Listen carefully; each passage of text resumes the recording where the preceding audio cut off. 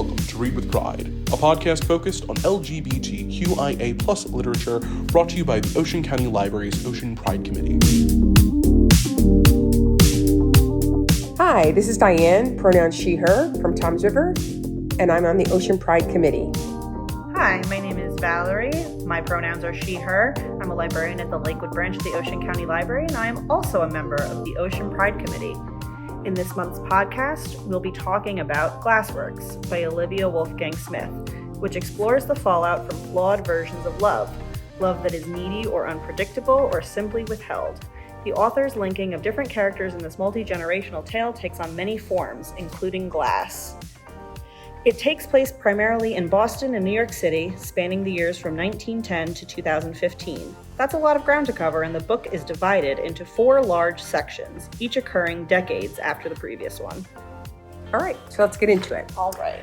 So, what was your overall impression of the book?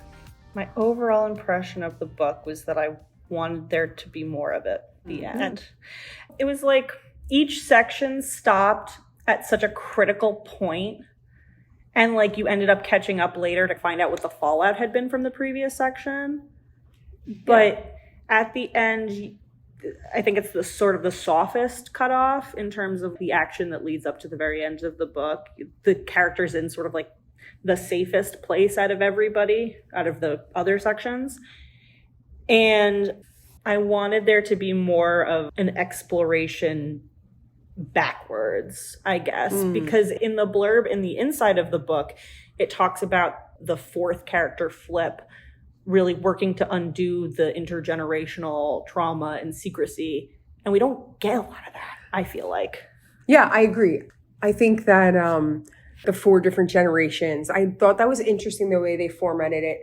But I think one of the things I've read was like, oh, this is an irresistibly queer novel. And I was like, Is it? I mean, it was a good novel. Yeah. But was it irresistibly queer? I think there's definitely stronger queer novels out there. Yeah. But I agree. Like at the end, I was like, oh, okay. And we could see where it started and how it weaved through. But I think a little more tie in the middle. Right. Or more details at the end. I agree with that. Yeah. I liked some parts of it. I liked that strong, powerful female leads. I did like that. And I think there was a quote that I liked. Part of it said, like, women could be dragons. That was Agnes in the beginning. I loved Agnes. Yeah. Oh, you loved Agnes. I loved Agnes. Interesting. Yes. Oh, that's interesting. We can explore a little more of that in a bit. But I think... we might as well go. Would that be your favorite? Like, okay, go with the next question. Yeah, I would say that the first section, which was the Agnes section, which takes place in 1910, was my favorite section. She talks about her ancestor who had a relationship with another woman and with the man. She got married.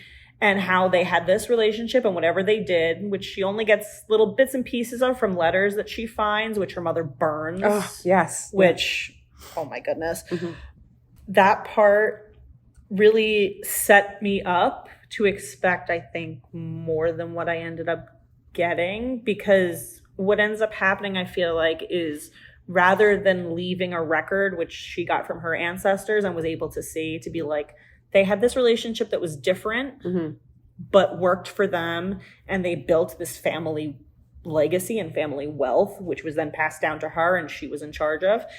But instead of passing any of that down, not just the money, but also that record of being true to who you are and building the relationships that you want, she didn't do that for her own son and her own family. You mean Agnes didn't? Right. Yes. Yeah. So it was just like, Agnes, you failed immediately. Yes, right? It failed right from the beginning. And I was so upset, like when I got to the second section. Right, which was Edward in 1938. Right. I liked Agnes. I did like Agnes. And I felt like at the end of her story, I almost feel like when we went from Agnes to Edward, I'm like, what's happening here? Like I felt like it was a different person. Yeah. And was it because they didn't want to talk about what happened in the past? Like why was that? It just seemed very, it was almost like they left Edward, and maybe that's why he went to religion so much, Right. Like, they sort of abandoned him without abandoning him. Right. Yeah, I agree with that. The two of them just got wrapped up in their relationship and their work. which it was fine, but it was weird because she specifically talked about, after everything that happened in Boston, wanting to be a good mother to the children from that relationship rather than the previous one. Right. And then she did. Right. And wasn't there a part where they forgot Edward's birthday? Right? Wasn't there was a part where they had previously talked on the phone about, oh, you're going to be in New Hampshire for your birthday instead of Boston. We'll have to send something to you. And then they forget. They don't even call. Yes. And that was really upsetting. So, yeah, it was interesting to not get that development of Agnes in the intervening years and then only see it from Edward's perspective. And Edward's perspective on his parents is not great. Right. And then, I mean, the Novak, the 1986 section, I was like, about. Yeah. I felt like I liked the Flip character, maybe because of the chaos and things like that. But I would have liked for them to go back to I think it was Agnes's mother. One was named Prudence. Like, I would have liked to see that, where the letters were written. Oh, right, the originator. Yeah. I don't remember if that was the grandmother or the great-grandmother. The great-grandmother. Yeah, because her mother, I think, burned the letters between Prudence and Elizabeth. That's right. Because Prudence, I think, was the one that had the money, and then Elizabeth is Agnes's ancestor. Right. So, yeah, I would have liked a tidbit of them. Or again, I think with the Flip section, there were several times when they were so close to figuring out one little thing. Like when Novak sees a picture from a mob funeral in Boston, and she thinks it's her mother. And then she's like, no. It's not my mother. Why would my mother be at a mob funeral in Boston? It's like, because it was. She would be. Yes. Yeah. It was very upsetting. I liked how, I kind of liked the, multi-generational and how it was done in sections, but I think just a little more weaving in between maybe would have made it come to better. There were parts at the end when I was not sure if the person in the wheelchair was supposed to be Ed or if it was supposed to be Novak. I guess it was supposed to be Ed, just really, really old, because why would Novak be... I think they were referencing it with that one party that Cecily goes to. Yes. And you're right. I think that must have been Ed, because I don't think Cecily would have even showed up if Novak were there. That's true. Well, the one in the 2015, I didn't think it was Ed. I thought it might have been Cecily. Definitely, it seemed like somebody had, and maybe that's not good either if we don't know which character. Yeah. There was a dementia going on for the one character, right? At the end, didn't it seem like maybe? Oh, is that what you got? I don't know. In the 2015, I thought. Which character? The one that was in the nursing home? Wasn't it? Cecily? Cecily. You didn't think it was I don't know. Was it dementia? Interesting. I didn't get that read on it for some reason. I just thought that Cecily remembered too much, and that was part of her problem. Oh, maybe. Was traumatized. Oh, see, and I thought it was after what happened at the end of the third section. Right. I thought I thought she was more of she was remembering, but not living in the now. I thought she was remembering and having the trauma from that. Oh, that's interesting. Not remembering the stuff that happened after? Yeah. Oh. Yeah, I didn't even think of it that way. Sure, that's possible. Yeah. Well, we sort of skipped to what was your favorite part of the book, which is fine. Well, maybe not. Did you have a favorite? I mean, you said the beginning section was your favorite, but did you have a favorite part specifically, or just the whole section? Yeah, just the whole section. I feel like, I don't know if this is true or not, but I felt like that was the shortest section. It definitely moved the fastest. It definitely moved the fastest. I think the stakes were just so high in her situation that I felt myself oh God, what's going to happen? Right. What's going to happen? Oh, this happened. Oh, God, how is she going to respond? How is the relationship going to develop? What is she going to do? And then the rest of them, the Edward part was my least favorite. It felt a little meandering. And I think he even says in the narration that he just flip-flops through life without a lot of agency. He just kind of, things happen to him and he's just forever trying to catch up, and he never really does. Right. And I think that remains true throughout the whole section. So it was hard for me to get through that section. I was just okay, yeah, this happened to you, and then something else is going to happen to you. That's great. And you're not going to do anything because, I don't know, you just don't do things. Right. Yeah. His parents were so disengaged from him. Is that, could we blame it on the parents, which it's always the parents' fault. But of course. My favorite was the end with Flip, with more of the like mystery and then also like seeing how she was going to make it through her life with like the then finding the bee, like that kind of was maybe my favorite section of the book. And maybe it's because it was the modern part, like it was more contemporary section of it. Right. But of all of them, I would say the beginning with Agnes and the end with Flip. Okay. Those two middle ones weren't as engaging for me. Oh, interesting. I think my second favorite was the Novak section. Oh, really? Yes. With the play? Like what part of it? Like, or just... I think I just liked Novak. Okay. More than either Flip or Edward. Okay. I'm sorry, Edward. Edward was kind of a flop. He was just so sad to read. I'm just like, pal, you could do something for yourself. That's right. Do something. Change your life. He tried to do things for himself, but he didn't have the forethought to actually go at his goals in a way that made them achievable. He was just like, oh, I want to join the seminary, so I'll just show up for the interview. Right. And it's like, okay, but you show up at a Catholic seminary trying to get in and you never really attended more than 1 or 2 masses here or there. You didn't read up on it. You've had like a religious journey, and so you know a lot of religious stuff. But to get into a specific seminary for a specific denomination, surely you would want to look into that a little bit more first, but it like didn't even occur to you to do that. Right. And was he just like, oh, I believe this, did he think that there was no questioning? But my thing is with religion, you should have questioning. So I don't know. Yeah. So I didn't relate to Edward because I'm like, why didn't you think of anything before? You really just showed up and was like, yeah, I'll get in. And then you didn't. You were like, oh, right. Well, now what do I do? Right. Because you have no backup plan. Right. So that to me was just like, whatever. Well, and that's why he was probably an easy, he was easy to be manipulated by his future wife. Like, right? I mean, is her name Charlotte? I don't remember. I don't remember what the name. I think it was a C name. It feels like Charlotte to me. Yeah, Charlotte. Oh, very good. We did it. Okay, very good. You did it. Charlotte. Yeah, Charlotte was just like, oh, this clown doesn't know what's going on. Right. He'll be perfect. And yes. then, and then she has genuine feelings for him or whatever, and that's great. But like. Yeah, I don't know. That section was really difficult to get to. And the Flip section, I don't know. I think it just tried to introduce a few too many new characters for me. Right. And like I was happy to see Felix and Kent kind of, and I would have liked them to be in it, I think, a little more. I understand why they weren't, but I think I would have liked it a little bit better. Mm-hmm. And I think the dead brother-in-law character, who was so important to Flip, I would have liked a little more of him, I think. Right. He clearly was her lighthouse in the storm, and we get little bits and pieces of that, but I would have liked a little more, I think. I don't know. There's something about the Flip part that just, maybe because the stakes felt a lot lower. Interesting.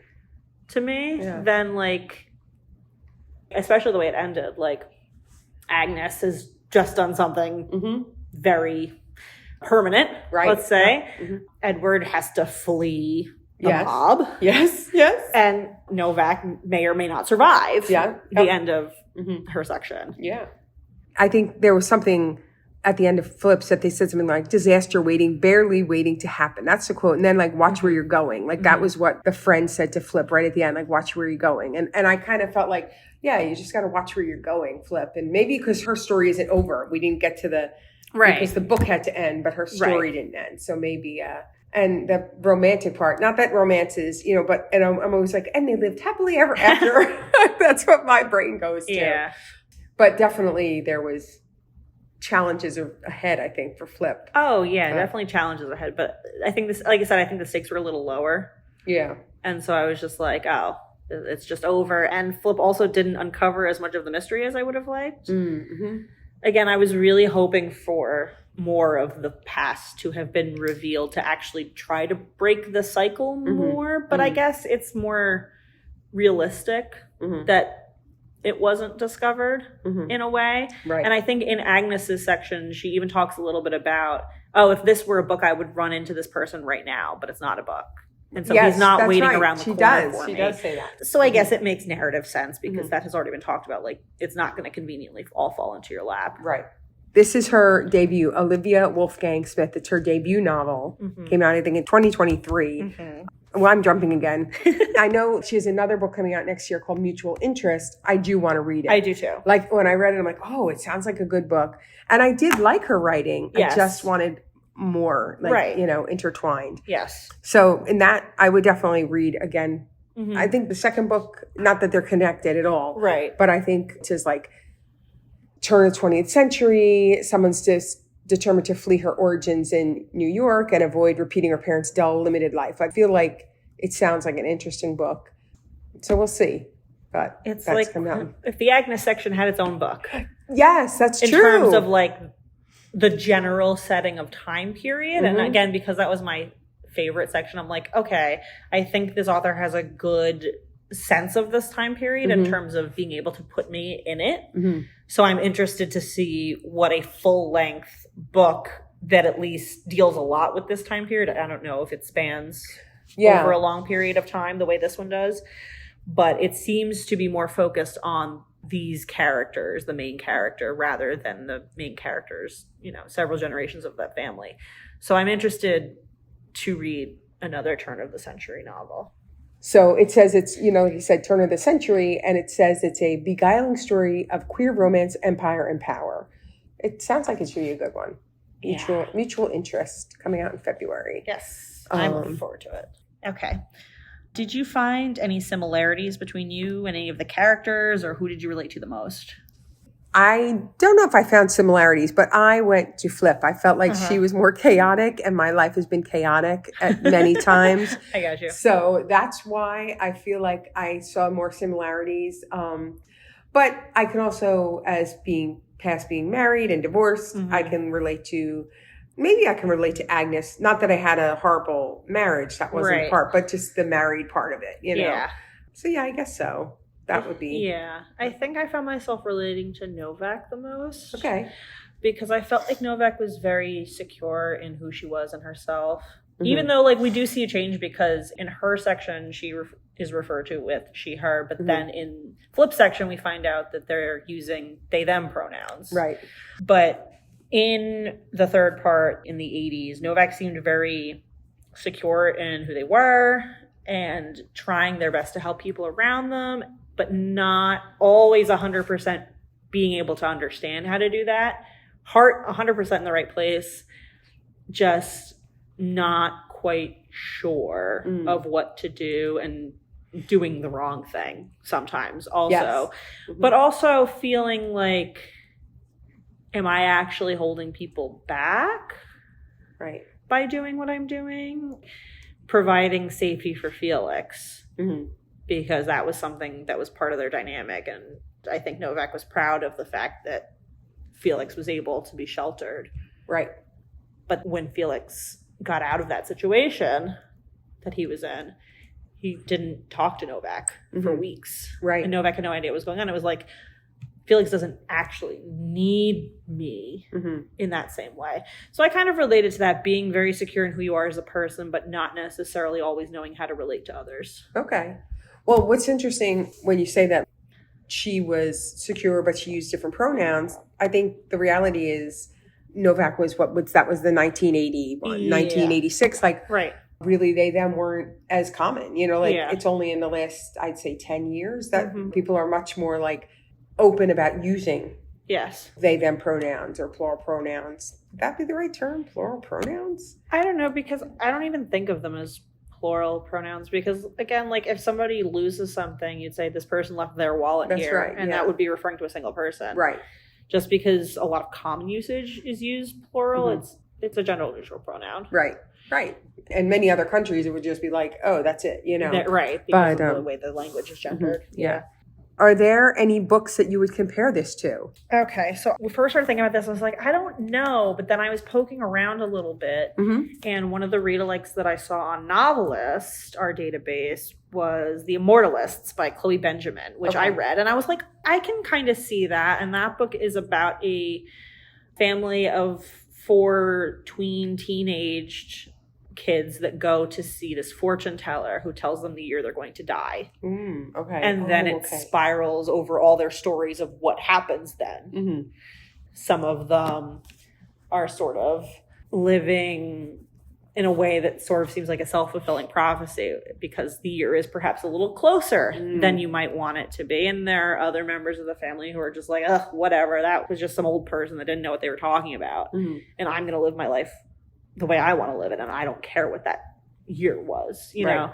But it was similar in that it was about family focus, sort of a longer time period, and a certain level of lack of communication because they don't tell each other what the year is. Oh, okay. So each person knows what their own year is, but not what anyone else's year is. And so they're all hiding from each other. Yeah, that's hard. And then something else that came to mind was the 7 or 8 Deaths of Stella Fortuna by Juliet Grimes. And that one came to mind because it kind of did the opposite of what this book did, where the later person in the family does find out what happened earlier and why everything is the way it is in this messed up family, which is what I kind of wanted more from this book. But it did make me think about that, being like, oh, I remember feeling more satisfied after the end of that in terms of where everything was left. Did you have any that came to mind? As you were talking, I'm like, I didn't really have one, but then I thought, oh, there was a book by Anne Napolitano called Hello, Beautiful. It's a very similar, like, family trauma. It talked about different generations and what they went through, but that tied things together at the end. Like, you got a better sense at the end of, oh, this is what happened. And, and there was a part, not exactly like this, but there's a part in it that 2 cousins, because it was about 2 sisters and they had a falling out, and then 2 cousins later on wind up reconnecting and figuring out the pieces. So that's sort of what happens in Stella Fortuna too. That's what made me think of it. Is like I don't remember if it's a niece, a nephew, or a grandniece or nephew. Is like, why do our great aunts fight all the time? And it's like, well, this is why. Okay, got it. Got it. Yeah, so it was sort of the opposite of what this book does because nobody knows why anybody's fighting. But I do think that Flip is kind of resolved to either figure it out or to make peace with the rest of her family despite whatever it was. Because I don't know if you could figure it out. I don't know if anyone knows what Agnes did. Yeah. I mean, and I think if it's 3 generations prior, when I think about, like, what do I really know about my great-great-grandmother? You know, like, you can't, like, I mean, you have the stories and, like, hopefully, you know, I mean, there's good and bad stories, whatever, but you can't know all of the details. I go back to, at the end, the friend in the car was like, watch where you're going. And it's like, that's what you have to do. You have to just keep moving forward and, you know, watch where you're going. Yeah, I do wish we had gotten more of Flip trying to figure the bee out. Yeah, rather than just like, oh, well, she knows it's worth money. She knows it's worth something. Yeah. And it's so funny to me that it, like, a complete outsider is the one to be like, hey, this is worth something. Your name is Novak. This is significant. Right. You should look into this. Yep. And it was so funny to me that it was Denise, the random lady from work, that pointed that out to her. Another thing that I liked, it was family generational, but it wasn't straight down a family line, if that makes sense, in terms of, like, genetically straight down a family line, because Flip's mother is just somebody that knew Novak. Yes. They clearly had quite a falling out. Right. So, but it is all family anyway. Right. It's kind of, yes, it's interconnected, but not biological, Right. That was interesting. Yeah. Are you looking for a blast from the past? Don't forget to tune into Wheeler Talk, the history of Ocean County, a podcast brought to you by me, the local history librarian. Episodes of Wheeler Talk are released monthly right here on OCL Soundwaves. Learn about the rich history of Ocean County with topics such as shipwrecks, historic storms, Ocean County's role in the Revolutionary War, tales of local hauntings, and much, much more.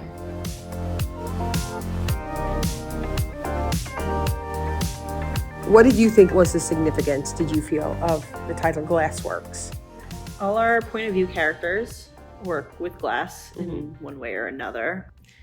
Agnes commissions these glass models for the College of Flora and Fauna, which sets off her whole deal. And then Edward is very interested in planning and creating liturgical stained glass for churches, even though he's unable to do it because he I don't know, he seems to break glass every time he touches it. Yeah, he doesn't have the skills. And it's like, if you had talked to your parents, they probably could have taught you things. Yes. Whatever. It's fine. It doesn't matter. And then he becomes a window washer, and then Novak becomes a window washer, and then Flip works at a place where they blow cremains into glass ornaments and objects for people to remember their loved ones with. Yeah. So we have this whole line of everybody works in and around and with glass. Which I like. I like how they interwove that. You know, like I do... I'm sure there's other books that have done things like that, but I felt like, oh, this is kind of a neat concept that the stories are interconnected through glass. Yes.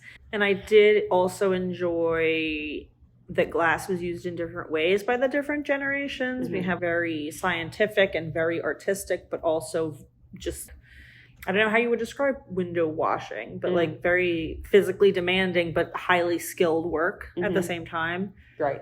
So I thought that was interesting. Well, because he's also a window washer in New York City, right? Right. So we're talking about sky rises and being really, really high up in the sky. Yeah. And, I mean, that's what happens with Ed, who has an accident and falls and is then wheelchair bound. Yeah. I think also the significance of Glassworks and glass, like there's some really beautiful pieces of glass and in life there's some beautiful things. And then there's just some like, oh, this is just a day and this is just a piece of window, Right. But, so I think that the Glassworks, it was either intricate or really interesting, like to make the cremain to make it into glass. It was very interesting, So just like life has all the different pieces of it, I felt like that's what Glasswork was sort of significant of. And I didn't feel forced to me. And especially by the time you get to Flip, and Flip's working at this half-defunct company and is like, I'm not even sure that this place makes money, and the guy that's running this place, he seems like he's independently wealthy and is just doing it to have something to do, but he doesn't even really want to be doing it because half the time he's not there and he seems to be using substances and like whatever his deal is.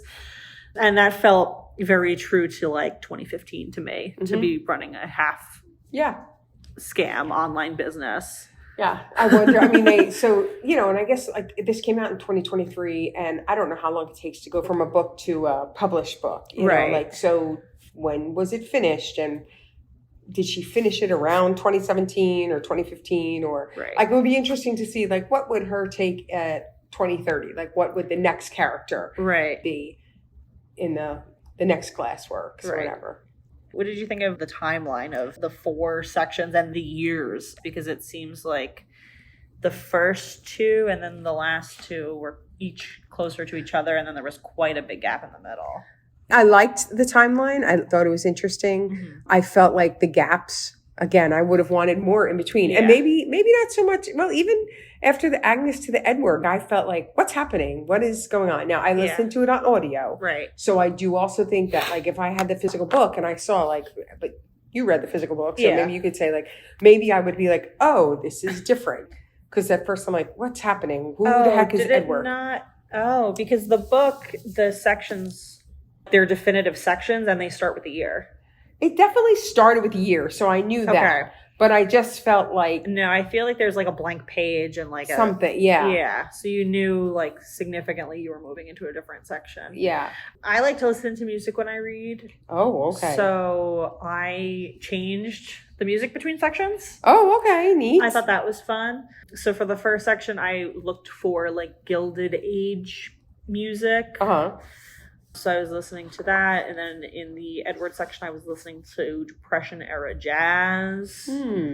And then by the time I got to the 80s, I was like I know a lot of songs from the 80s, and I feel like that would be too distracting. Okay. So I listened to like cityscape sounds of like New York City. Makes sense. And then the Flip section, I didn't really know what I wanted, so I ended up just doing office ambiance noises because...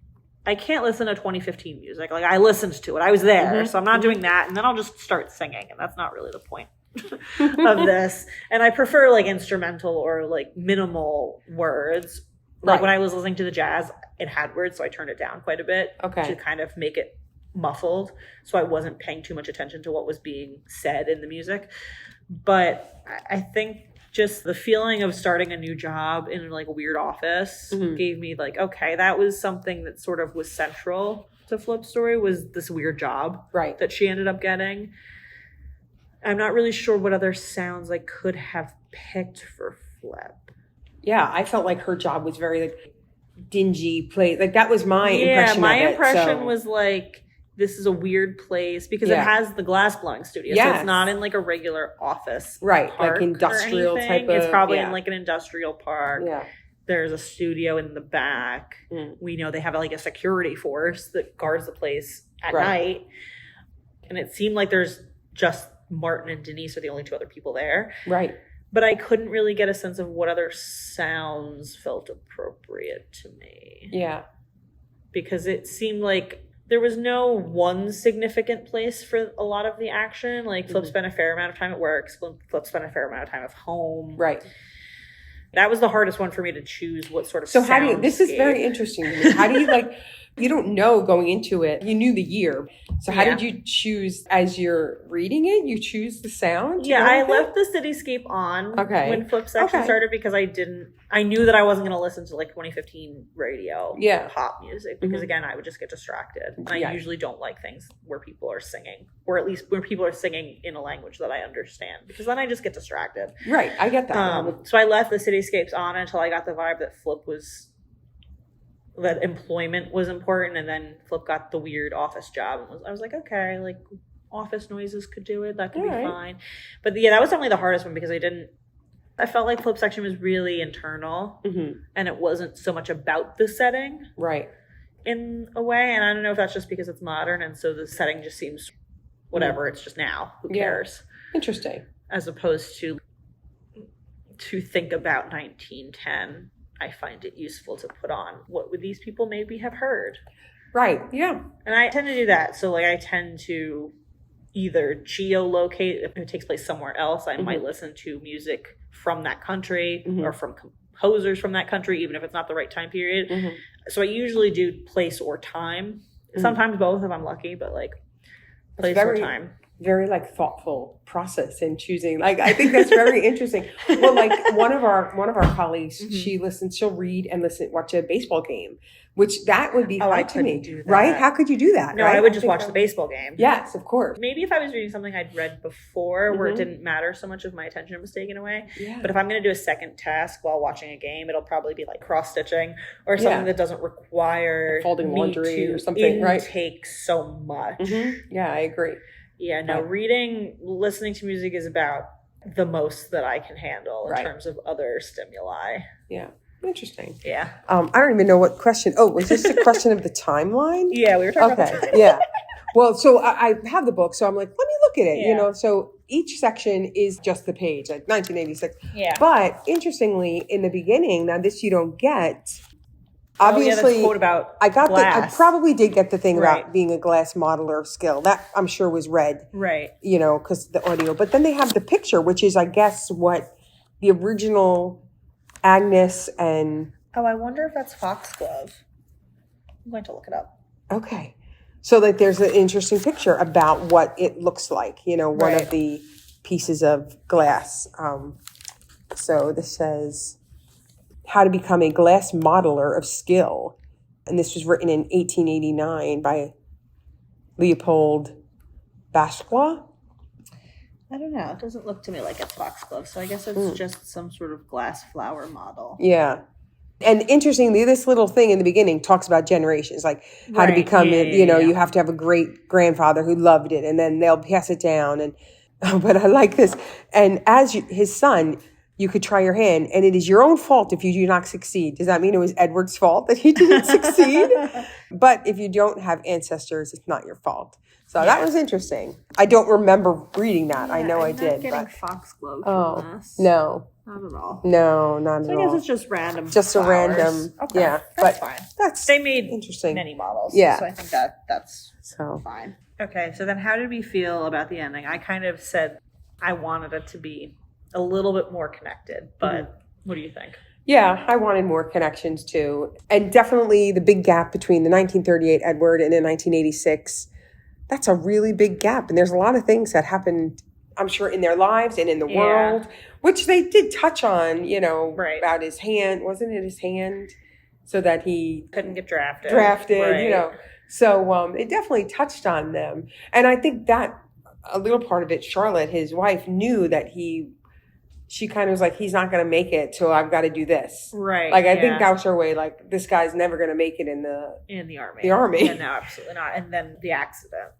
Right. Yes. Yeah. And nobody knows if it was a freak accident or if it was he forgot the safety procedures. Yes. Yeah. Because he's kind of a flop. Poor Edward. He really can't catch a break because everybody around him is smarter than he is. And yes. So, like, I think the characters are definitely solidified in my mind, but I don't know. I just feel like I wanted a little more. Yeah. Through the whole book, I wanted more. Yeah, and I think I definitely wanted more from everybody. Like, when I found out when Agnes died, like, completely off screen, and Edward hadn't talked to his family in years, I was just like, are you kidding me? It was just like, you people failed to communicate, and then you just die. Yes, that's right. Yeah. Yeah. And so, you can't get that back. You're right. You can't get that back. So that's why nobody knows anything and everybody's mad at everybody.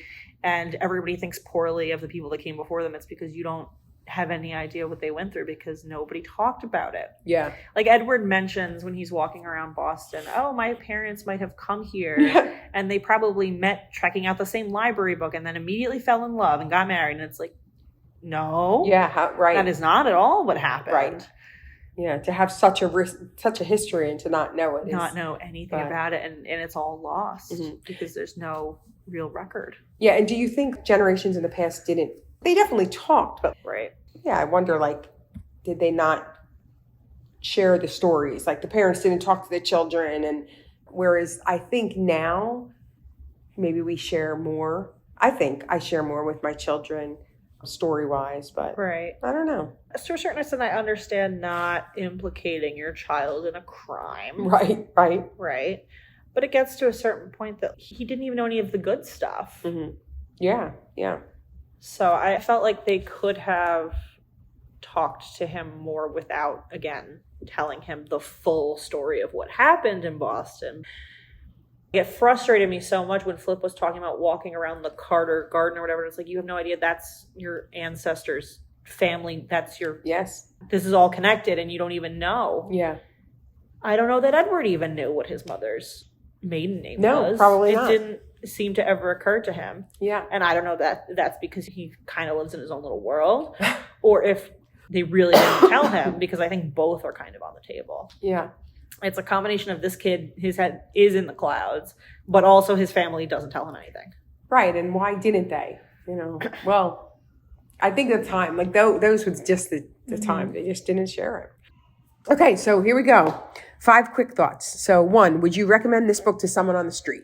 Yes. I would say somebody that's interested in book club books or literary fiction would probably be interested in something like this. It's definitely not easily digestible. Like, it's not a romantic comedy. It's not something really popular like romantasy, which is like the big genre of the moment. Right. It doesn't have one of those illustrated covers. Yeah. So like, it's not necessarily the easiest thing. Yeah, I think a book club would be really, because there's so much to dissect. Right, yeah. You know, there is a lot to dissect in it. That was what it was originally going to be for, a book club piece. So, but, if you could give this book a different title, what would it be? I would call it the Novak Bee. The Novak Bee? Bee. Okay. Because the glass bee is the one physical thing that passes through the book the whole way. Right. And there's an image of a bee on the cover. Right. So I would think something, maybe not quite that, because like, I'm not an author. I don't know how to name things, but something to do with the name and the bee, or just the bee even. Yeah. Well, that's what I was thinking. I was like, something with the bee, which could, just like Glassworks weaved through all of the stories, the bee did as well. Yeah. What emotions did you feel when reading this book?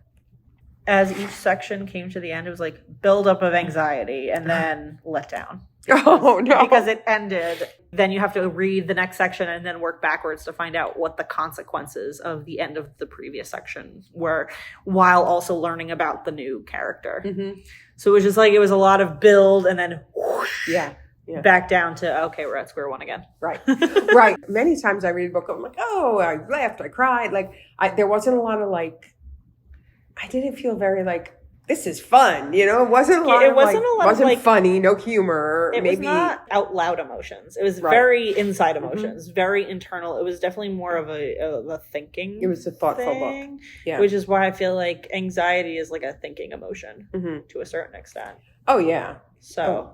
For sure. I mean, I just felt like I get nervous because things weren't going well as the section ended, and then it was just like, oh, it's the next section. Oh, well, they're clearly fine because they have this child who's now a teenager, and they're both still in the story, and you see them, so you know, I guess they made it through somehow. Their past did not catch up with them, so then and that sort of continued to be like, you know. The end of the Novak section, we're like, is Novak alive? That's right. That's right. And that's like, oh, now it's 2015. I guess I'll find out later if Novak is alive or not. Figure it out. And that one we didn't find out right away. No, it was a while. It was a bit, right? Yeah. Because it was straight generational down the line up until that point. Yes, that's right. When it crossed over to flip. But I liked that again because it sort of started from an offshoot because the actual original rich person wasn't related. That's right. It's true. To Agnes. It was Agnes's great-grandmother, whoever, who was in a relationship with that woman. Right. Yeah. So I kind of like that it did that to show family can be a lot of things. Yes. But yeah, true. Yeah. Well, we spoke about this. What format did you consume the book? Do you think your reaction would have been different if you read it in a different way? I don't know. I don't read audiobooks. Wow. Okay. I can't concentrate enough for that. And I like to sing in the car. I like to do a concert. So I know a lot of people do it in the car because it's like you're doing something, but I have to sing. Okay. I feel that way about pretty much any task that people might normally do. Like you said, you maybe do while folding laundry. It's like, no, I have to sing while I fold laundry. Okay. I have to sing while I do the dishes. I have to be ready for singing at all times. Oh, all right. I didn't realize there was always a concert going on in your home. There is always a concert going on in my home. And your head. And my head, right. In the shower, like at all times. So I can't be listening to people talking. There has to be singing. Right. But in terms of digital and print, I don't know that matters to me too much. But what about you? I mean, audio. Audio is the way I consume my literature for a long time. Yeah. I used to have a longer commute, so that's when I started audio, was in the car. But now I do it at home, and I'll do it when I'm playing a video game, like Zelda. That's amazing to me that you can do that. Yeah. Well, and it can't be a video game with a lot of words to read. You know, it has to be like Breath of the Wild, where you're like riding a horse through a land and just like finding things. What I would do? I would put on music. No, it wouldn't be singing music. It's more like reading for video games where I pick, like, if I'm playing like a farming game and it's like fall, I'll put on like fall ambiance and it's like crackling fire and like birds and stuff. Now, in the car, I do like a good singing also, but my commute is very short. So it's not really worth it. It's not, I get one or two like pump me up kind of songs. Right, yeah. Or like if I'm going on a journey with my kid, then we're singing. Or I'm singing and he's begrudgingly listening. Or I'll do it at home when I'm like cleaning or I'm folding laundry or doing mundane tasks. Like right now I'm in the process of making a craft room. So like things like that. Yeah, that's a good time for it. But I think when I have the book, I'm like, oh, look, I missed this whole section of the picture. And so do I think maybe I should read some more physical books? Yes, but there's just so many books to read that I don't want to waste the time. Well, that's the other thing is I have trouble reading more than one thing at a time. I like to read whatever I'm reading and just read it. Yeah. But now that I'm thinking about it more, I do actually prefer to read in print because I tend to remember where on a page like the words are. Okay. And so I'm able to find it faster when I want to go back. And I like the experience of flipping back through the book rather than trying to go back through the digital. E-book, because it's just not the same. And I think it's harder just in general because, whatever the mechanic is for whether you're reading on your phone or a tablet or the computer, it's not as easy as you flipping through the pages. No, I agree. I mean, if I was going to not do audio, I would do a physical book. Yeah. Which we do have it in audio, physical, and ebook. So that's nice. what I do like more and more is that I learned how to use my bookmarks in my audio. So if I'm listening, because I'm not doing while I'm driving, I click on the bookmark, and then later on I'll be like, oh, and then I'll write it. I try to write the quote just to help me remember things a little better. Right, yeah. Some books, like if they're great, like I have so many quotes. Like, you know, I do see those people that put those little tabs. The tabs, yeah.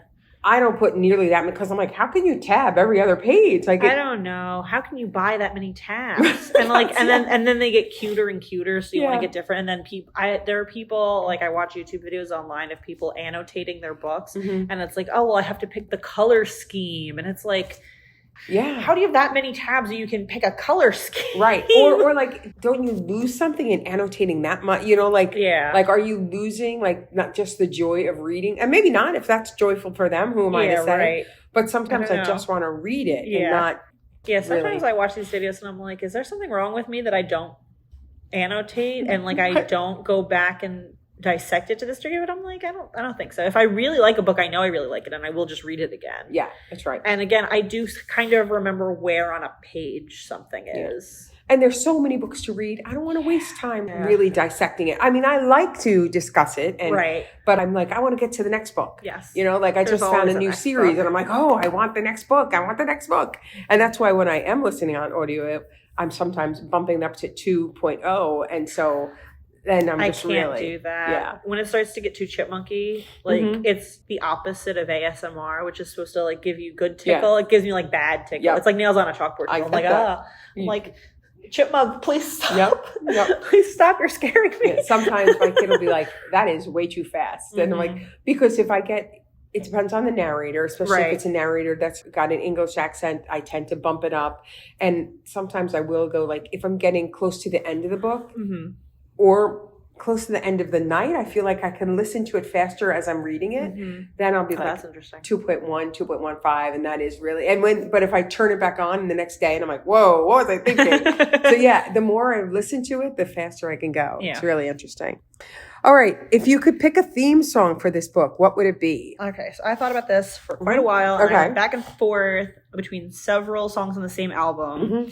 But I settled on Grace by Florence and the Machine, which is a song she wrote kind of to tell her sister that she loves her because they have problems communicating. Oh, all right. And it's just about how she kind of forced her sister to act like she was the older sister taking care of the wild younger sister, but Florence herself is the older sister, and she's trying to like apologize for problems that she caused and trying to express herself to her sister. And I just think everybody in this book needs to write a song to somebody else in this book to help them out. It's some good family therapy. But I love Florence and the Machine, but I haven't heard that song, so I'll have to look for it. Oh, okay. Now, the two songs, I was like, I kind of wanted to get a song because we were about Glassworks. So I was like, oh, I want something with glass. And I kept thinking of Billy Joel Glass Houses, but I'm like, I do like they shatter the glass at the beginning of that, but no. So then I thought, Heart of Glass by Blondie. And then I was like, well, why can't I have a few songs? And then there's a group that I never heard of called Glass Animals, and they had a song called Flip. So that I thought was very fitting. There you go, But it has nothing to do with the stories, but I felt like it went with the glass theme. I got you. It. But there were a few songs on that album, the Florence and the Machine album, High as Hope. Like there was another song that she wrote where she talks about her grandmother's suicide. And I was like, that's interesting to look back at family traumas and try to work through it. And I think when I was looking up some of the lyrics, she had talked about it in previous songs.